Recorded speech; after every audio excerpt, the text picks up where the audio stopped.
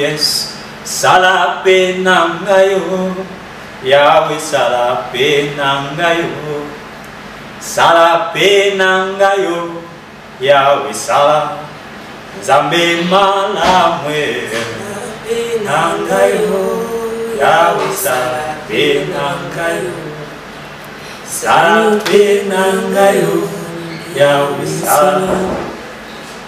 Lokola osala na basantwe, Yahweh sala penangayo, sala penangayo, Yahweh sala, nazwa elongayo, sala penangayo, Yahweh sala penangayo, sala penangayo, Yahweh sala.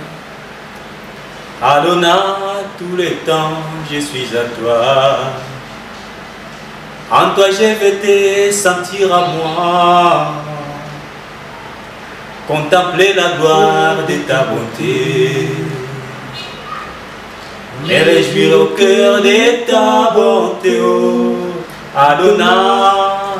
Allons à la fontaine de nos amours, allons nous enivrer du vrai bonheur tous les jours.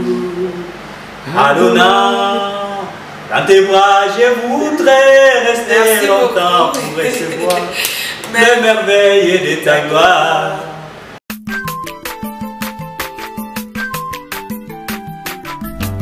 Azamwana motote po akosangai abongwani pete po awangata Zambe le Nazarien, le Nazarien, le Nazarien. Atako babakola ke mafuta na musakoli lelo ya yo bolingo ebateli le Nazarien. Lipamboli oyo mona na katempeni mama kantelobi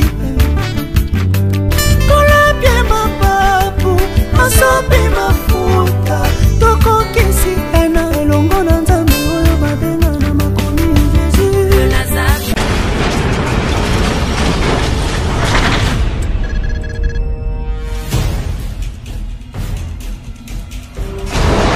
Pour vos annonces, vos prédications, vos clips, vos vidéos et autres, il n'y a qu'une seule adresse. N'hésitez pas à taper www.lesnazarins.com. En ces jours, nous sommes en pleine promotion. Extra matraquage. Olingi promotion ya produit na yo eba na monde entier. Olingi actualité, Olingi visibilité. Contactez les Nazarins. 100% chrétienne, toujours vos amis.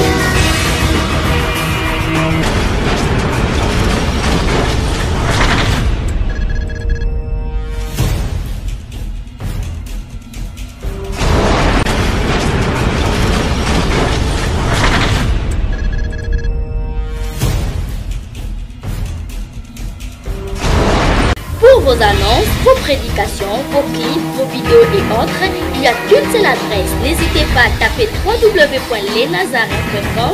En ces jours, nous sommes en pleine promotion. Extra matraquage. Olingi promotion ya produit na yo eba na monde entier. Olingi actualité, Olingi visibilité. Contactez les Nazarins. 100% chrétienne, toujours vos amis.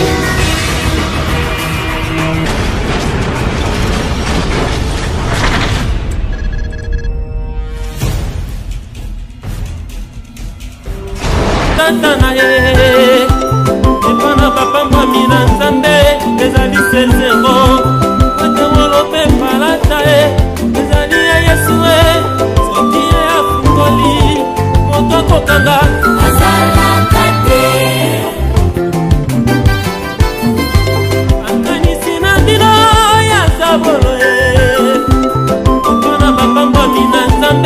Ezali libungutulu matengolo pe palata e ezali ya Yesu e soki ye afungoli moto tokanga azalaka te fongola ya komonanga se Yesu soki afungoli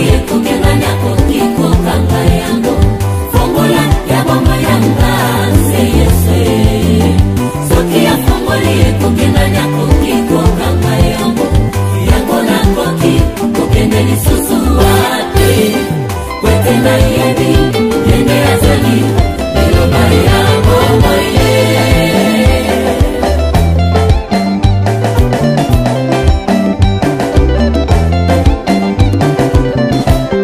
L'homme selon le cœur de Dieu, le pasteur révérend Pierre Lemba Pidji, Église Renouveau Évangélique, vivre et faire vivre la parole.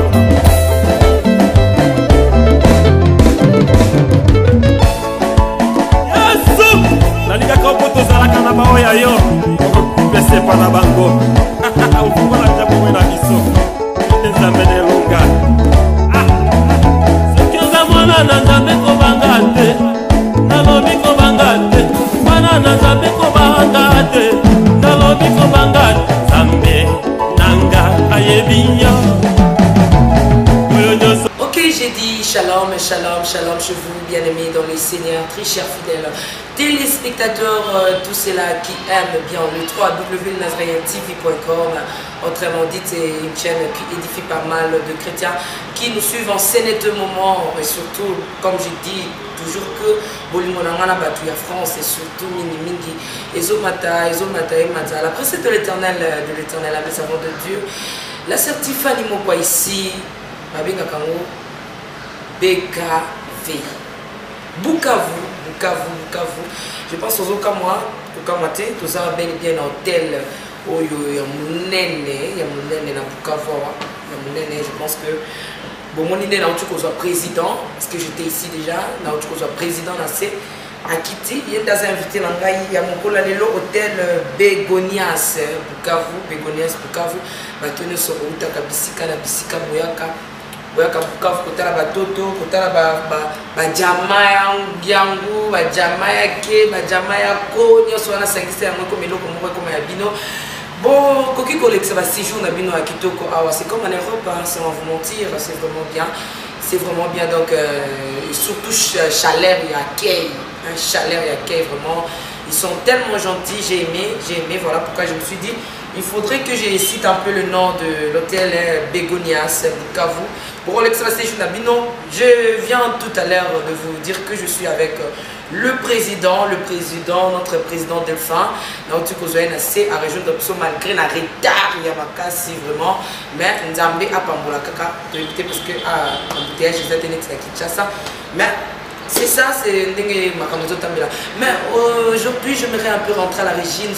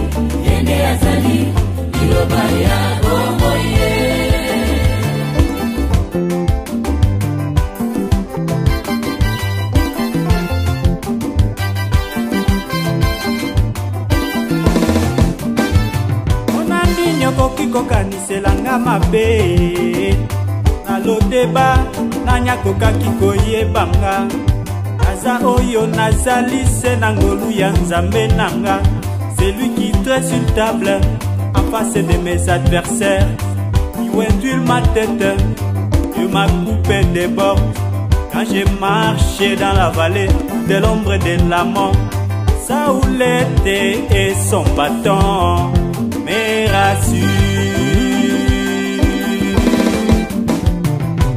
nini okoki kokanisela nga mabe ya ya na nga naloteba nani akokaki koyeba nga naza oyo nazali se na ngolu ya nzambe na nga celui qui dresse une table en face de mes adversaires il wentule ma tête et ma coupe déborde quand j'ai marché dans la vallée de l'ombre de la mort Saoul était et son bâton me rassure.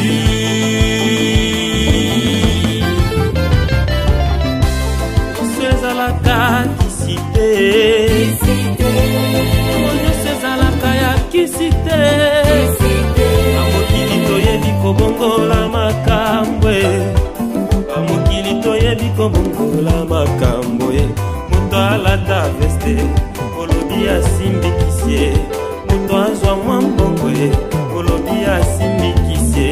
Muto asomba mutukae, olobi asimbikisye. Surtout soki azote ya malamwe, olobi asimbikisye. Toboite na bakisi na bino, kasi oya nzambe yebanaka ye, oya nzambe yebanaka ye, oya nzambe yebanaka ye, kasi ya nzambe yebanaka ye, oteyi ya nzambe yebanaka ye, oyemba ya nzambe yebanaka ye, makanisi na bino. Ok, là nous sommes de retour. Je disais tantôt que nous sommes bel et bien dans cette émission Cantique Live. Cantique Live, c'est une émission pour le musicien. Le musicien, quel genre de musicien? Le musicien chrétien. Aujourd'hui, je suis encore avec notre frère que vous aviez aimé. L'autre fois, notre frère Delphin, le frère Delphin, papa est orphelin. Papa est orphelin. Azana makambo belé na mboko Bukavu. Ce que moi nazo kangama mingi na mosal na nzambe oyo l'artiste oyo, en tout cas c'est un homme de cœur, il a un bon cœur. Voilà pourquoi j'avais dit qu'il faut côté Nazaré azana na biso longo to solo la yango. Sans plus tarder, shalom, bonjour papa. Shalom, monsieur. Comment ça va?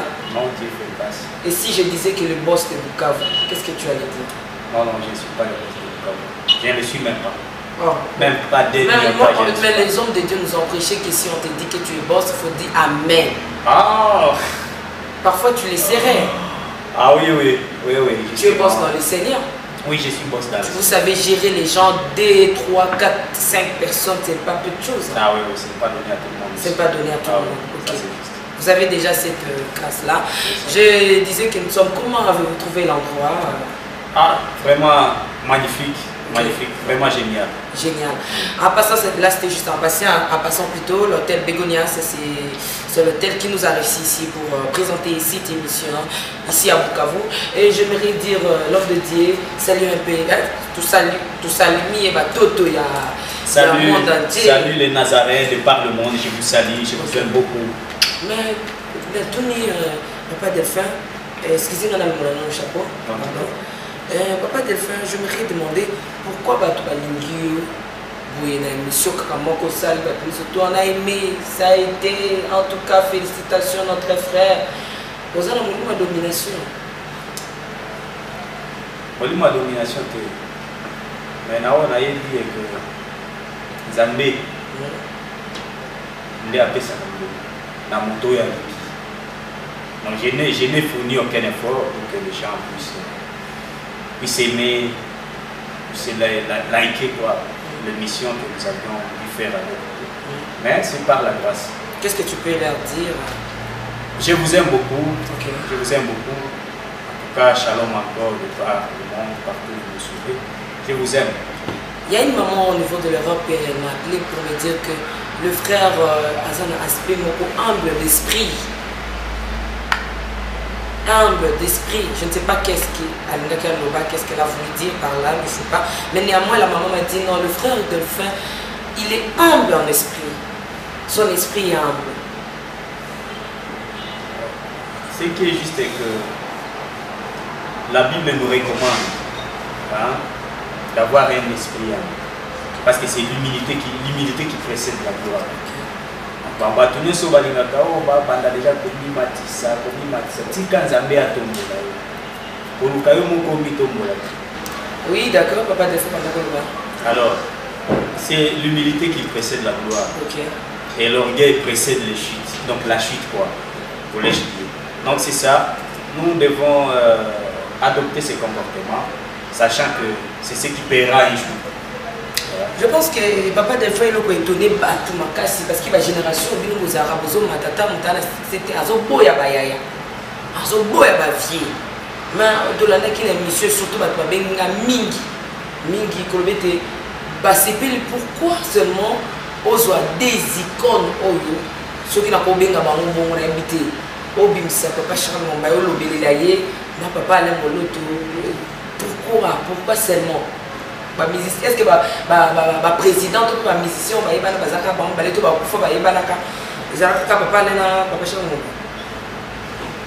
je vais entrer d'abord dans la Bible, je vais partir d'abord de la Bible. Okay. Parce que si aujourd'hui nous suivons, nous sommes appelés des chrétiens, c'est parce qu'il y a quelqu'un qui a tracé la ligne. Et c'est lui qui a tracé la ligne pour que nous soyons aujourd'hui des chrétiens. C'est Jésus-Christ. Et dans les jargons, quand on étudie le cours d'initiation à la recherche scientifique, il y a ce qu'on dit, on n'enfonce jamais une porte qui est déjà ouverte. Donc dans la musique aussi chrétienne, il y a de ceux-là qui ont jeté les jalons, hein, qui ont jeté les fondements pour qu'il y ait aujourd'hui de la musique chrétienne au Congo. Hein? Donc ils ont un passé, ils ont toute une vie qu'ils ont consacrée pour que la musique chrétienne soit aujourd'hui ce qu'elle est aujourd'hui. Donc c'est ça. Moi j'ai pris ces gens-là comme des références de la musique chrétienne au Congo. Ce sont des gens qui ont un passé, qui ont une histoire réelle. Est-ce qu'il y a quelque chose, excusez-moi un peu de vous couper la parole, mais c'est une question qui me vient un peu dans la tête là. Est-ce qu'il y a quelque chose d'union entre papa Charles Mombaya et notre papa Alain Moloto? Il y a quelque chose qui est caché là-dessus. Il y a une révélation là derrière que tu peux donner aux enfants de Dieu par rapport à ces deux hommes de Dieu. Oui, bien sûr, il y a une corrélation entre ces deux. Parce que quand vous voyez papa, le fait paix à leur âme, papa Charles Mombaya et papa Alain Moloto, ils ont une corrélation. Merci. Parce que si vous voyez papa d'abord, je parle d'abord de l'exemple de papa Charles Mombaya. C'est quelqu'un qui a, comme je le disais tantôt, qui a jeté les jalons de la musique chrétienne au Congo. C'est lui qui a été, je peux dire, l'auteur de la musique chrétienne au Congo. Au-delà de ça, il n'a pas été égoïste. Papa Delphin, si vous dites là, il y a des yaya. Hein? Il y a encore des icônes. Oh, bah, pour finir noter, il faudrait dire tout ça, papa mente, c'est juste oui, ça. Ça va créer un peu de la jalousie. Non, ça va créer de la jalousie. Non, je crois le mot que ça pourra créer de la jalousie. Okay. Et que, à ce que je sache, la réalité reste têtue. Papa Charles on ne change pas aussi l'histoire. On ne change pas l'histoire. Papa Charles Mombaya est l'icône de la musique chrétienne au Congo. Papa Mente, là où il est, et je le salue d'ailleurs en passant, c'est quelqu'un qui a apporté aussi un plus, si c'est que les faits... je sais que papa mettait juste en passant. Ils sont beaucoup. Ah oui, je sais. Voilà. C'est ça. Donc, maintenant, je voulais donner cette corrélation-là. Parce que partant de papa Charles Mombaya, c'est quelqu'un qui a jeté les jalons tels que je le disais tantôt. Aussi, dans sa manière de vivre, de faire la musique. Il n'était pas égoïste. Il n'a pas été égoïste. C'est lui qui a fait la promotion des bon nombre de musiciens chrétiens que nous avons aujourd'hui au Congo. Bien que pour certains, on pourra dire que non, il ne chantait pas des voix vraiment extraordinaires, mais il propulsait les autres. Il donnait l'occasion des autres de faire promouvoir leur voix. Donc c'est vraiment quelqu'un qui était humble d'esprit. Et c'est de la même manière que j'étais en train de dire qu'il y avait une corrélation entre lui et papa Alain Moloto. Parce que si vous voyez aussi papa Alain Moloto, il était en train de suivre les pas de papa Charles Mombaya. Parce que lui aussi, c'était un grand, il fut un grand compositeur, il fut un grand dans la musique chrétienne. Il a fait beaucoup, il a donné beaucoup, il s'est sacrifié jusqu'à sa dernière goutte de sang. Oui. Et il s'est vraiment sacrifié pour ça. Et aujourd'hui, nous avons des fruits. Nous avons des fruits qu'il a laissés. Donc c'est quelqu'un, ce sont deux gens qui ont, qui ont vraiment des corrélations, des points communs entre eux. Donc c'est ça. Hormis ce point que vous venez de citer. Hormis ça, je sais que ce sont des gens qui n'ont pas été vraiment égoïstes, qui ont donné l'opportunité aux autres. L'opportunité aux autres. Ce n'est pas parce qu'ils ne savaient pas chanter. Non, non, c'est pas à cause de ça, mais c'est seulement parce que ils étaient de bons cœurs. Mais ils étaient de bons cœurs. Papa de le faire, tout le monde sur le bateau, il va zoner la mission dans le pays anglophone, il y a vraiment une difficulté à les balancer, voilà, et tout mélanger un peu. Au tout le basico que les gens ont bombe entre papa Alain et papa Charles. Partant de papa Charles de l'Obi, aussi qui c'est un homme de bon cœur, un homme ouvert, où il y a des gens qui ont papa Alain de l'époque, c'est un homme de bon cœur. On va dire que bimista ba misusu on kana soutien a été mais ya bato misusu puis ko sangisa mais okolo bezani to lo belango ezani est-ce que ça va bomba bien nzambe pourquoi pas papa Alain et papa Charles parce que papa Charles et papa Alain ko kapeko bimba l'époque papa Charles mais pour na nini abaki l'époque wana ti il fallait qu'Anzamba séparer bango mutamta na temps na yo comment vous expliquer cela il y a quelque chose caché là-dessus ce qui te l'a dit même ma komami la Bible Zambia azali kotombola bato mibale na mbala moko te azali kotombola kaka mutu moko époque ya mutu wana eleki nde atomboli mosusu ya Moïse esi atomboli mosusu Aaron abimi donc c'est toujours comme ça dans la vision Jean-Baptiste Akei Yesoye donc c'est ça la vision de Dieu donc il ne peut pas élever deux têtes qui est deux têtes dans la vision de Dieu. Ça ne se fait pas. Ah, il y a Satan. Parce qu'il y a beaucoup de bimisa bato belé malamonko comme ça crée aussi des problèmes. Parce que oui azoluka zela na yo azoluka zela na ye azoluka lokumu na yo azoluka lokumu na ye mais il y a pas azabeza ka bon. Mais tout le monde qui en voit même papa to yana partout papa Charles Mombaya ayembi nzembo ya Congo. Na sango toko yoka je ne sais pas ce que koyeba kinzembo wana. Na yo pas kinzembo wana exact nango bien que au jour d'aujourd'hui na ça non, tout ça, on a été. Mais j'aimerais dire que papa Alain chantait pour le pays. Oui, c'est parmi aussi les corrélations que j'avais dû faire. Parce que si j'ai. Cet amour-là du pays d'abord. Oui, ils étaient vraiment des vrais patriotes. Bazaki Kolingamboka na bango mingi. Et Bazaki peut na souci à kotika empreinte. Voilà. Il y a Moussa na bango na boka. Ok. Pour baoue bakoya na sima. Basa surtout na difficulté à kotambola. Surtout que avant au perception nous nzembo moko ya papa Alain na papa Charles Mombaya na parce que tout ça en cantique là il va te kokolo les caboter ça que to kamombo ya papa Delphin atako yemba ki na studio ça va makambo belé ya ba bomba kabili ba musicien na lingina tu na yo nano si possible qu'est-ce que tu as copié chez papa Alain Moloto oh pe ya papa Charles et puis pe ya papa Alain oh yo mona ki ko soko sangisi yango et pesa yo papa Delphin lelo oh mon a point commun au yo sangisa au zoa yango comme modèle na yo comme exemple moko ya bien et puis aux salles la yango et pesi si les gens regardent parce que beaucoup de gens disent que tu na Bukavu awa oza moto zo tombola mingi nzambe na ba to mi balé papa na papa Charles Mombaya les amis mingi te na ba chaîne lelo andi ma papa landi ma papa Charles et loko ni ozu katsa mami balozo mona kikokana yo soa yango pour na zoe pas na bango eza on aza kolobela awa eza na esprit ya ouverture eza manque ya donc bazaki bato bazaki ba égoïste te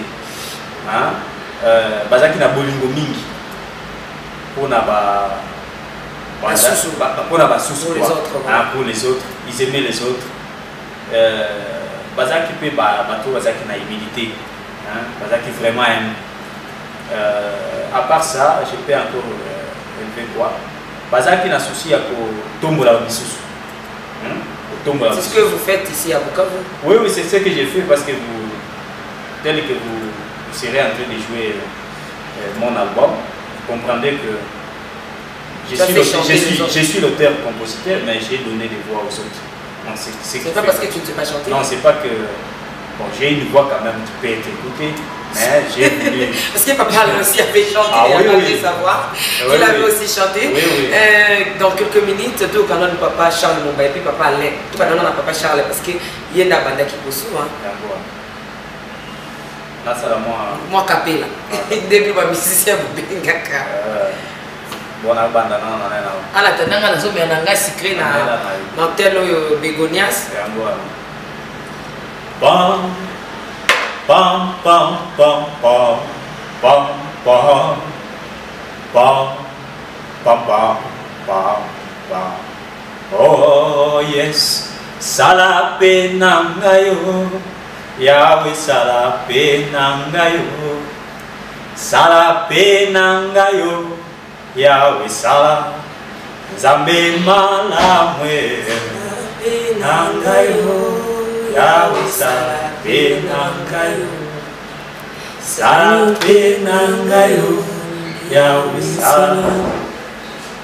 Lokola osala na basantwe, Yahweh salape nangayo, salape nangayo, Yahweh salape.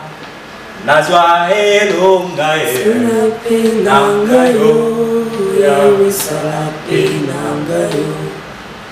Salape nangayo, Yahweh salape. Ozanzambe na bikamwae, Ozanzambe na bikamwae, Ozanzambe na bikamwa, Ozanzambe na bikamwa.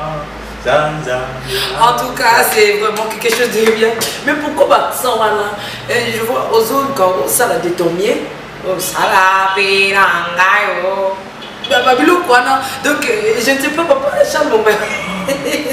Je pense que même à Dekonanda kwa bi on aza mwana papa Charles Mumba. Oh les kinaye oh to ndenge nini. Ah te. Pourquoi pour le côté ma virgule? Tout le monde tout ça composé c'est mon tani ta côté à côté azo quoi interpréter plutôt. Donc azo ciblé vraiment te babilo kwa na miki muto asalaki. C'est pas quelque chose de grave, mais néanmoins ils ont un style là papa Charles Mumba comme ça la pena ngayo. Tu vois pourquoi ils ont la latine babilo quoi là? Mais c'est mon icône. C'est mon icône. C'est ton artiste. C'est mon artiste. C'est quelqu'un que Dieu a utilisé pour son œuvre. Et il a bien fait son travail. Selon moi, je dis qu'il a bien fait son travail. Amen, amen. Peu importe ceux-là qui vont penser le contraire, mais moi je dis, je les confirme, qu'il a bien fait son travail. Là, c'est ton opinion. Oui, c'est mon opinion. Et tu appuies. Oui, je l'appuie et je les confirme. Tu assumes. J'assume ça. Parce qu'il va pas télémer la babasa, J'assume. Il a bien fait son travail. Il a bien fait son travail. Là, c'était papa Charles Mumba. Réel plaisir dans votre France. Na maman Rema Sabaote. Et je pense que qui sont sous papa Charles Mumba na Bukavu. Donc, à Simango, j'ai dit à tous les musiciens dans mon Bayan, à Piché Kike là, mon frère bien aimé. Pourquoi pas na musicien sur France et Allemagne, Canada, Suisse, Piscabola, Danto. Ce qui est un zamba bolingo à Pamolabino. Baba bateau baba balinga qui peut papa aller au Silica. Ce qu'on réussit, tu sais, il y a papa chante moi dans sala, ben nangayo. Ce qu'il y a papa aller. Ah, il y a papa aller. Bon, ça a un peu de la beauté. Adonai, tous les temps, je suis à toi. En toi, je vais te sentir à moi. Contempler la gloire de ta bonté. Me réjouir au cœur de ta bonté, oh Adonai. Allons à la fontaine de nos amours, allons nous enivrer du vrai bonheur tous les jours. Adonai, dans tes bras je voudrais rester longtemps pour recevoir les merveilles de ta gloire. Adonai, oh tous les soirs, notre étoile revient faire briller la flamme de l'unité. Pendant nos heures d'intimité, oh Adonai. Merci beaucoup, là c'était Adonai. Adonai est rappelé Batou Makambébélé. Mais pardon, dans la composition, dans Bango, parce que pour papa, qu'est-ce que tu peux dire? Parce que que tu assumes, il a bien fait son travail, papa Charles. Oui, oui. De même, je disais que papa, quand papa Charles Momba est décédé, Nzambe a tomboli, c'est quoi Moussala et papa allait mourir. Parce qu'au moment que papa Charles Momba a yemba penzembo ya nani par rapport à la nation, Mboka Nabiso, allez mourir pe ayemba mboka dans une chanson ya composé pe chanson ya Mboka Nabiso. Oh, ils ont un impact. Ils ont un impact. Ils ont un impact petit na dilelo, ils ont un impact. Hein? Donc tant que papa Charles Momba Koufi nani azui nani flambeau. Ça ne m'engage que moi, hein, parce qu'il y a d'autres qui pourront dire pourquoi que non, les Arani allaient monter à Zoa flambeau, mais je m'assume, j'assume cette déclaration. L'incarnation là. L'incarnation voilà, là. Papa Charles, donc tu peux dire que Papa Charles a s'incarné. Oui. Donc, Baza, donc, Oyo Atoufa, Atika flambeau. Mon sous oiseau a demandé papa allait mourir. Maintenant, papa allait faire Koufi, on a esprit wana. Parce que nous ne disons pas que papa Charles a s'incarné. Non, c'est Jésus-Christ a s'incarné. Mais esprit oyo Yesu Masi a teke papa Charles. Esprit wana des frères des femmes et longo et sous et so il faut et quand elle sous papa allait mourir de travailler pour la bonheur pour la accord du Christ et puis il y a école au Congo. Papa Delphin esprit wana et Koufi et dans minute tu as baiser pas. Bon, au jour d'aujourd'hui, je suis en train de chercher. Peut-être que le temps pourra encore me donner beaucoup plus de lumière. Ah, papa Delphin, disons un peu la vérité. Hein. Ma génération m'a dit, ma musicien m'a dit. Oui, ils ont la génération. Bien sûr, ils ont la génération. Ils ont la génération. Peut-être bien que les cas. Papa Bingungu a bien que les kata papa Charles, papa Vieux Alain, hein? Mais biloko nyose la kanango ngango ndenge kiningana loba ete que peut-être que temps, hein? Nazwa pe temps Natala. Pourquoi le chrétien Bandimanakate, tu acceptes de parler parce qu'il n'est plus là. Tu acceptes papa Charles parce qu'il n'est plus là, il est déjà mort. Maintenant, pourquoi vous ne voulez pas accepter ceux-là qui sont encore vivants? Non, le premier c'est à s'accepter. Le problème c'est quoi? Le problème, toujours le problème est où Nania Bizaleli. Hein? Parce qu'il y a esprit aux Zaki Nabango. Hein? Oye bakotombo la bamisusu, oye bakofana na bamisusu, oyo donc elobeli na bango, ezali na bango, hein? Etamboleli na bango, omoni? Ebangeli pe Nzambe, hein? Donc, biloko wana tozolobela. Donc, ce n'est pas par baguette magique que je peux me décider de dire que non, na lobango pour na bao na sena. Mais est-ce que, parce que ton boy t'a dérangé, crois-tu vraiment réellement que ce n'est que papa Alain, papa Charles, baba musicien, oh bah yaya, baba vieux, que je ne cite pas les noms ici, babimicité, crois-tu? Et que on les qui n'a dit l'autre qui n'a la moi papa Denis. Ngana mwana papa Patrice, ngana mwana papa Intel. Oyoka mon nom. Nayoka nante.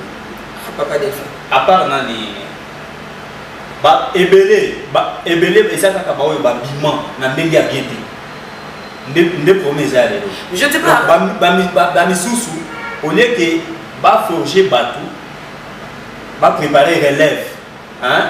Ba préparer relève na bango, mais ezala ba misusu bazoka bonande.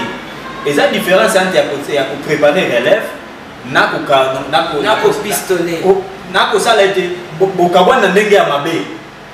Parce que tout le monde dit que oh c'est ça le dans monde de la musique profane. Et quand tu peux la musique chrétienne, parce qu'il y a pas musu bazo kabwa ndenge ya bien. Baké kaka na bango, mais wana ils a été qui ba préparer qui relève té. Donc si je te comprends bien papa Delphin, au niveau lobela que papa Alain na papa Charles, papa neki ko bimisa. Yango ndena bazo bimisa ba. C'est ce que j'ai dit. Maintenant ba misusu pe baza na bana ba encadrer mais ba bimisa ba. babimisa bango motema wana ezalaki mpona bango te babimisa bango te mais soki tokopartenga naloba ete makambo peut-être que temps nde ekodéfinir ekopesa nga mpe nani quoi ça la foi, donc la crédibilité, donc la précision de la parole, de la déclaration, et non tel Moutounamoni qui a Zolanda au Koloan. Mais na minute où tu as merci Nati Keliotan, na téléspectateur, on va la biso si à réagir sur Bonnique Bolbo, Sala, Bopé sa papa Delphin Batouana, ou bien pour moi qui est déjà esprit en zongi, to ezali. Beaucoup qui copie sa papa Delphin, mais à l'habitude qu'il a été parce que la minute de la musique chrétienne, à ce moment on a moutouté, ambi ango, eza, assimé ango, excusez, à tiens texte n'a beaucoup coupé. À ce moment on a moutouté, ou eza na esprit on les acquis, et tika qui papa Charles et papa Lem, mon auto, amoni ango, c'est même taillé mon coupé, à ça n'est pas esprit on a té. Donc c'est sa parole. Mais la lobby qui est à la biso, au quoi Simon Binon à part nga. Non, non. Assumer, tu vois, à part un esprit, voilà. Et à l'occasion, on va voter. Oh. Na lobby pesa. On dit matin papa Delphin. Tika batobal à ma place. Nga mo ko kombi lobelate.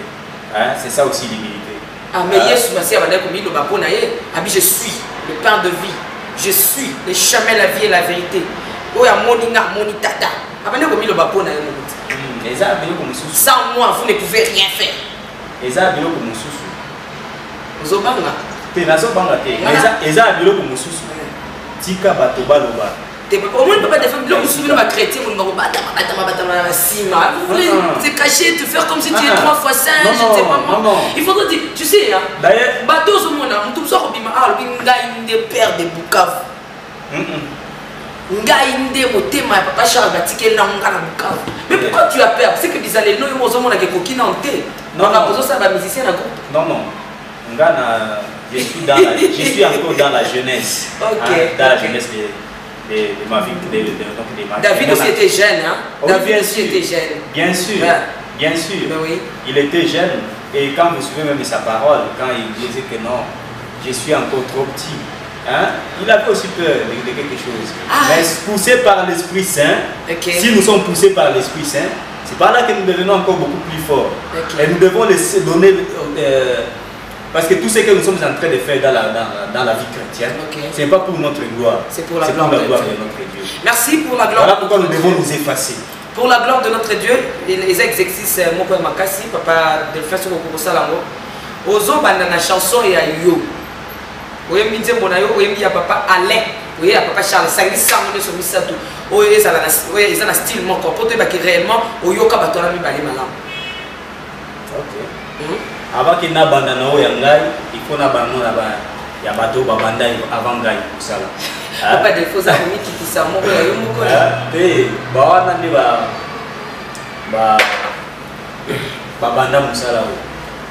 avant qu'il y ait papa Charles Mumbaya. Papa Charles Mumbaya, na Kitina papa Alain, na Yekosuka Nangai. D'accord. Moi, en tout cas, na kuimba mwa eloko ya nani ya Bulantulu. Mama Tifaninga na kokamwa tina ninyango Bulantulu ekoti na mboka. Ozali lelo eleve ezali Nzambe moto akosala elevation. Okomi lelo na mbongo ezali Nzambe moto akopesaka ba moyen. Okomi lelo marié ezali Nzambe moto akopesaka pe babota. Papa naloba nini ngai moko ye nini nazana yango euti na Nzambe te molimo nanga kumisa ye. Merci beaucoup. Kumisa Yesu. Kolo Yesu. Akosaka te fidèle na ngai Yesu. Voilà, merci beaucoup. Ezakinde yo mokoza na ko emanga na maleka ko salela yo ba commentaire parce que des personnes voilà ba za juste ya ba ça. Oui, bah c'est. Donc on n'a pas parlé pour la question.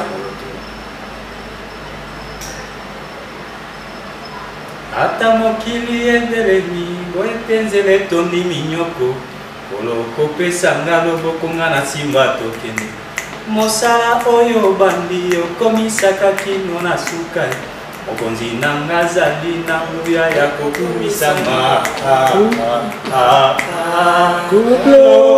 Merci, tokena nzembo na yo rapidement le temps. Yesu nayonde na bengi na betata yonde mobateli mabate ya Nzambe Yesu nayonde na benga memo kintana. Merci beaucoup. Yayo moko papa. Ozotika banzembo nozoyela kaya bakufi. Te bakufi. Te bana ya yo papa. Kimo Kristo nanga ebongi te soki naza na ngolu te yango nasengi ngolu efuluka kati nanga yango nasengi ngolu efuluka na yango nasengi ngolu na yo ngolu na bomoi nanga. Merci tolanda suite na ngona tolanda na mwanzembo kesi eza na album ça va toyo kana no suite na ngobongo na excuse tous ça va question. Ok, aux autres là. Ok, nous sommes de retour, papa Delphin. Félicitations. Hein? Merci beaucoup. Ok, tout ça, mon tout le monde les animaux ont été plus de laisser les morts atterrir, les morts les vivants entre eux. Pour la ligne, ils ont dit on va profiter. Pour nous, on va profiter. Zembo, ils va profiter. Bon, ils sont morts. Mais on dit que l'artiste ne rêve pas. Ce qu'ils ont laissé, ce qu'ils nous ont légué, hein, c'est ce qui m'intéresse. Ce n'est pas leur laissé qui m'intéresse, mais les qualités, les valeurs qu'ils étaient en eux. C'est ce qui m'intéresse.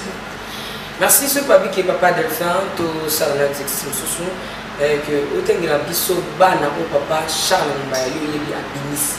Parce que le cas où Binis a bien ça. Ce papi les l'autre dans bana papa Charles. À ta deux. Bazana bangwende. Bazana bangwende. Nous sommes bingai, maman ça va bien ngai, on a bien ngai. Bon, mais papa Delphin. Ils avaient maman Lombom. Ils avaient maman Anne-Marie Abia, hein, Basser Docas, hein. Bon, Baza est belé, Baemé Kan, hein. Ah, oui que côté de Soso qui n'est pas dit parce que est-ce qu'il y a bien c'est bon sur ces accueils mais qui n'a pas bon hein.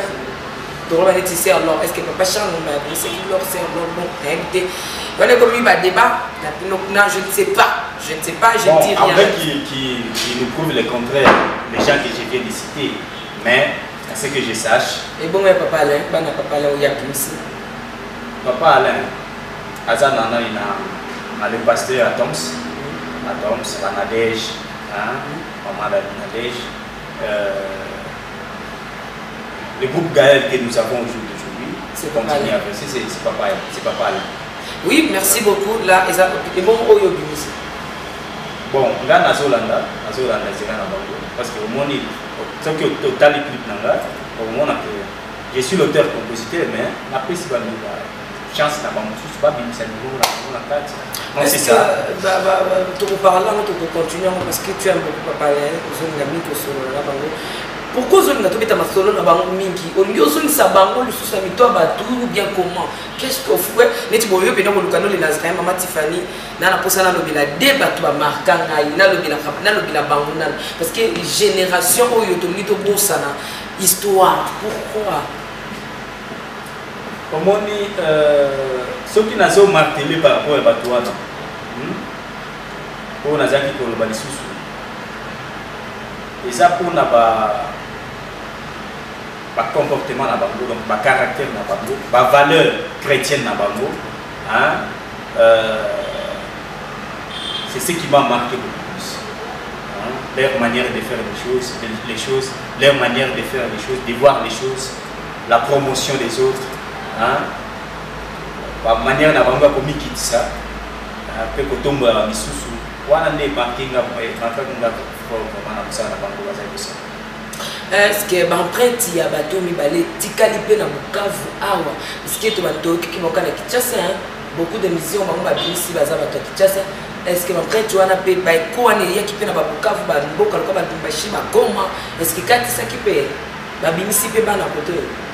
Bon, kote oyo to ezaka égoïste basuki na Kinshasa. Kote oyo franchement nakoki kokosa te. Franchement kote oyo vraiment namoni depuis les générations que j'ai déjà vu namona nanu te bato bazali. Parfois bazali va se faire eza ba mosusu bazaka kosala mpona bango moko. Eza mpo préparer relève ya bamosusu te.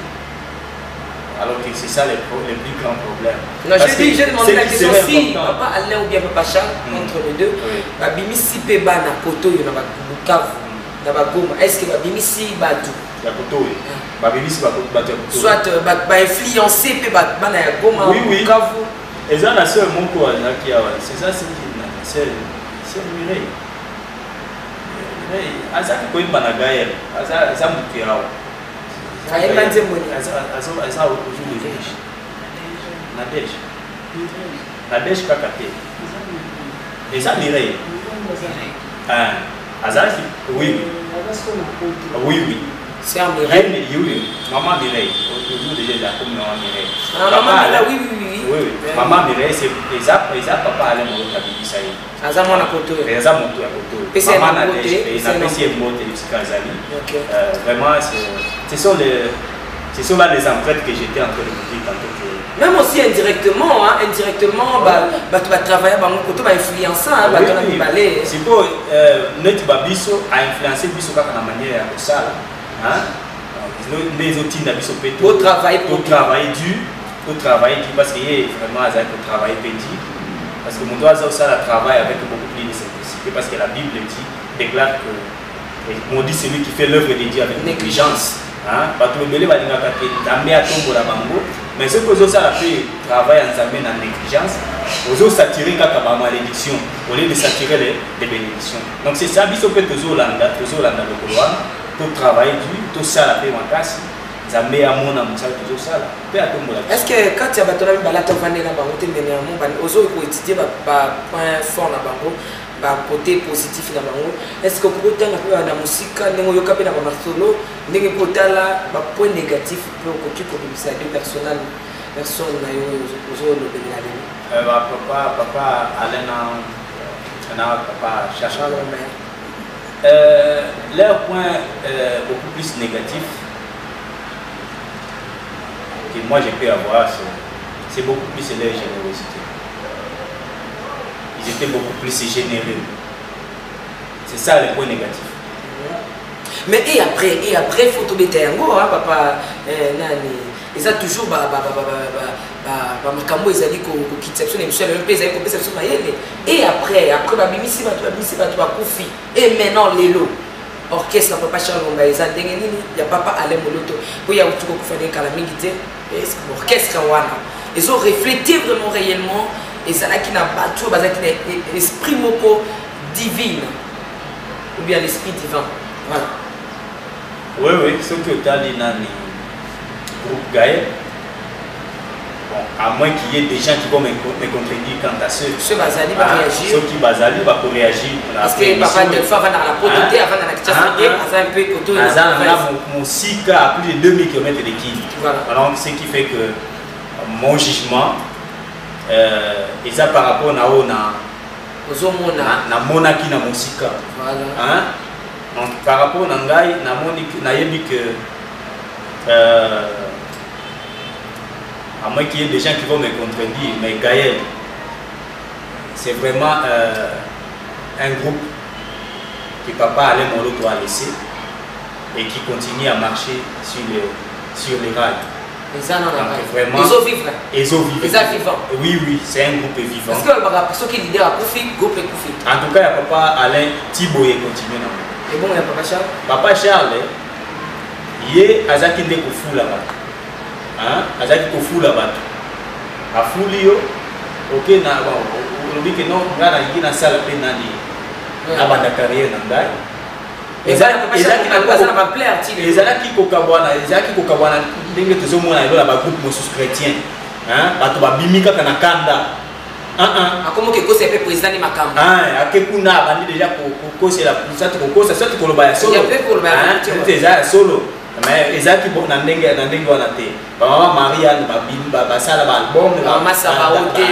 Ba neso wana ba sala ba nani ba Mireille akoto ba sala ba album ti boy ba sala émerger na poto bipai na bipai. Ezaki na bango na ezaki na ngona ndenge ya mabete. Donc c'est ça. Ce sont là les bons exemples que nous pouvons avoir par rapport à y a pas deux comme là. Donc bateau là mais bazo boyo kanaté hein bana papa Charles bazo kanaté. Bazo kanaté. Et puis na évité pour ça commentaire. Yondo ça yondo lobi wana. Eh ba maman lo mbongo bazali. On a tout une question on a tout la ba maman lo mbongo bazali. Ba maman lo mbongo bazali. Ba doka se kaja bazali. Ba doka sana. Doka se kaja bazali. Hein? Ba emenka bazali. Mais ça c'est la musique. Netini. Ça c'est la musique. Nzembo nini ya bato ututanga nzembo nini. Pensez que yana baba. Ya bana papa Charles Nzoko. Ya papa Charles. Osane moyo wani moyo ya mushinga mukone. Moyo wani moyo. Wala nzembo na. Anne Maria. Maman Anne Maria. Ok, on dit à place moto kwea que na tuni question mo bité ana kwei na kokité. Osane moyo wani Yesu moyo wani. Donc c'est ça, merci beaucoup. Merci. Merci. Bon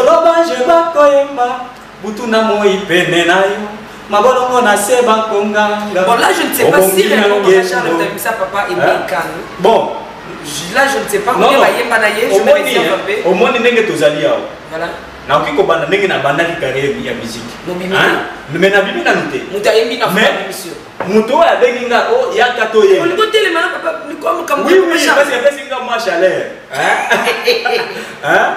Owoni abengi yo yaka oyemba na ngai. Yezaki déjà na nana asi afwandi. Donc yasa déjà na combo ici afwandi nango. Hein? Aye abengi yo non yaka to yemba na ngai. À partir ya mutuana a comme neti pont. Oui, permettez au Leka, au Katissa. Merci beaucoup, papa. C'était juste l'ambiance de l'émission. S'il y a des choses à ajouter, à commenter, faites-le. Pour la gloire de notre Seigneur Jésus-Christ, l'ami Kolegoya, donc on continue toujours. Ah ouais, papa, pour ce programme, il y a groupe, il y a album, il y a Banzembo Yembi, pour te succéder à Banzembo. Bon, Banzembo est un ango. Parce qu'album est un ango, il y a un ango, il y a un ango, il y a sur le marché. Il y a 8 titres. Il y a premier titre c'est le même nom qui porte sur le nom de l'album Nakoti Kayote voilà le titre nanga ya mbwana oyo elandi eza telema na nkembo ya misato eza fongola ya bomoi ya mine eza ngolu nasalaki mwa séquence nango awa eza ayemba mpe 5e titre eza toute autorité vient de Dieu. La 6e chanson est Nyosha Mukono. Nyosha Mukono, c'est moi la logo. C'est moi la logo, c'est ça Nyosha Mukono. Il a 365 fois. Titre mon souci à 0 fois. 365 fois. Dans une année. Ah oui, donc il est écrit. Donc c'est 365 fois lié au Banini. Tant que ça qui va recherche à Bible et comment mis 365 fois moi dans ensemble donc chaque jour qui passe un chrétien doit se résumer que Dieu me dit encore ces jours de ne pas craindre, de ne pas avoir peur. Donc c'est ça les titres de ça. La révélation en cas si papa de fin numéro 3 pour Panzayango. Et le tout dernier titre est là. Musicien, donc ça va dans musicien, c'est ce que et alors. Tout panza, ma titre, mon comment quand tu voyais, ma bénin, mon corps, tout solo li nanze, mon corps, tout solo li. Pour que bananze pe ba misana na banze, moi na calamité, moi a déjà ba spot publicitaire, il y a donc beaucoup monde ba publicité, ba spot tout ça là. Pour un album, moi na, bon ba na déjà mon misana, papa Delphin numéro de Yako na mon final de l'émission. Mon numéro, donc mes numéros de contact sont plus 243 99 33 84 640. 99 33 84 640. 81 52 039 35. 81 52 039 35. 85 078 13 63. 85 078 13 63. Ou encore 89 111 89 37. 89 111 89 37. Donc ce sont là les contacts. Donc pour clôturer, natondi mingi na Maman Tiffany kolekela na groupe les Nazaréens. Vraiment matondo mingi parce que yambi biso na plateau et yambi biso na émission. Zambé apambola bino. Pour le mot de la fin, je peux encore ajouter que vous puissiez encore nous donner de la place, nous accorder de la place sur ces plateaux. Ça nous fera encore du bien. Merci.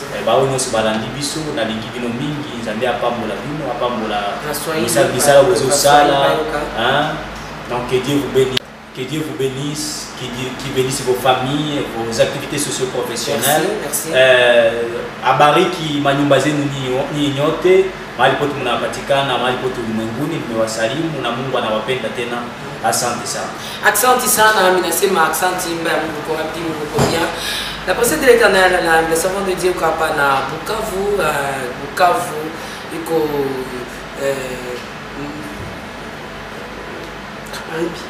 kabambi sana hapa na hotel Begonias. Makambu yote iko mzuri, makambu yote mambo yote voilà, mambo ngana zo Swahili partout tena kutena mnatela na kutena mtuona barabara na zwika mambo yote iko mzuri sana. Mabe Nzambe zapi oya longoli singa Kinshasa ti Bukavu tutamboli bamboka ebele awa kangama na kito mabe Nzambe zawa oyo azomata na Nazaré malembe to bandaki na mukie kaka bino bozosunga biso pour que to mata na nkolo kati na bino na motema malamu za na lelo na Nazaréen ezokende bo mabe Nzambe zawa bisoki la MSF kala mingi tazolo Bukavu kwa zo Kinshasa mubaya Mungu ko wapi. Je vous aime beaucoup de l'amour de Christ, j'adore mon Dieu, je l'aime beaucoup. C'est lui qui m'a ramassé du meilleur et à tout ça dans le parcours moko oisa normal.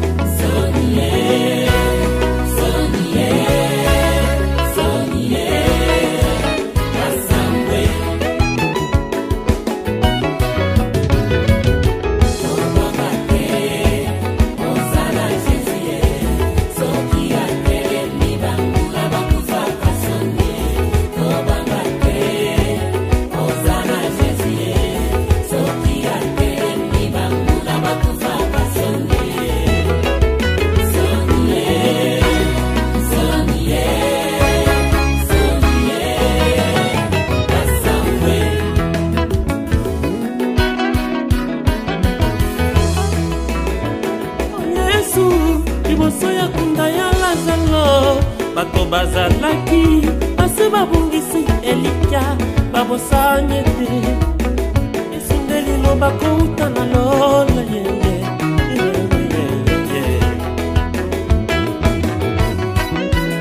alimere de nation tongimeli nanye Angelique ngimeli nanye sekwalazalo tongimeli nanye Bethesda tondimi nanye Stike animeli nanye Otanti Inesame andimeli nanye Inekebo andimeli nanye Inemari andimeli nanye Ton ala andimeli nanye Asumana andimeli nanye Papa Jacques andimeli nanye Mami na biso andimeli nanye Bongo na biso tondimeli nanye Ke mobimba endimeli nanye Bongo mokili mobimba tondimeli nanye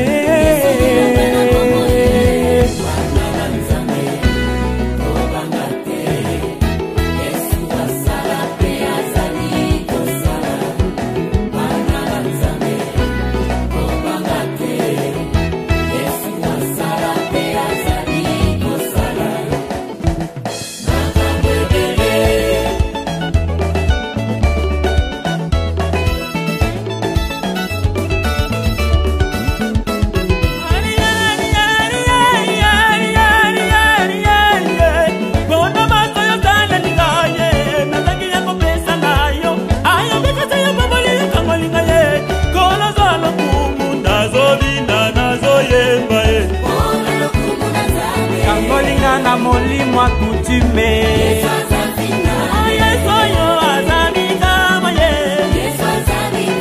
Yesoyo azamonene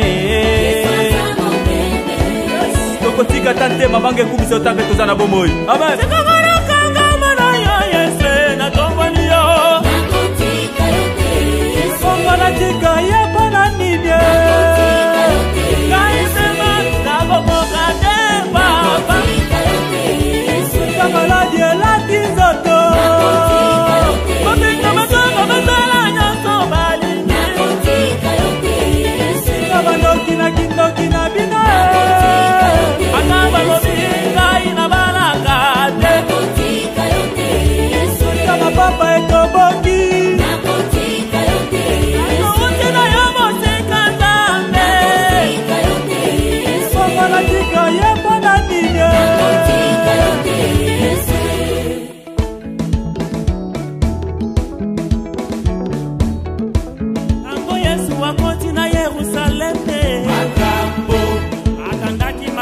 misusu kobeba mangala atoningi baganga kikasi babo suswe aleluya baninge bisonyoso bana zambe kasikoye bani na motema temoto na moto ndenge azokanisa ye awana likomba tolomininye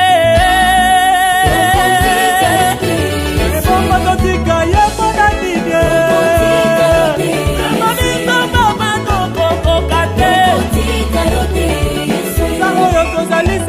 na yo Atamo emano mimato na tande babala kate Soko ya papa umbesi tina Atamo imobole la chizoto papa Kama doki na kindoki na bina Kami kotola mikosana minyoto mbona yo Doko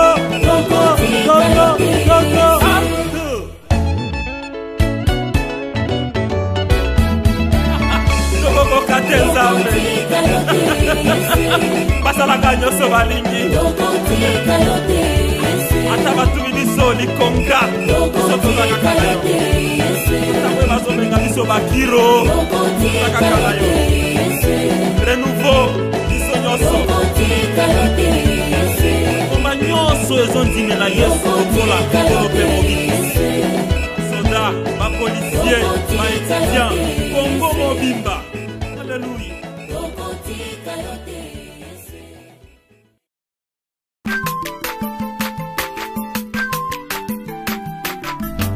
Aza mwana moto te po akosangai Abongwa ni pete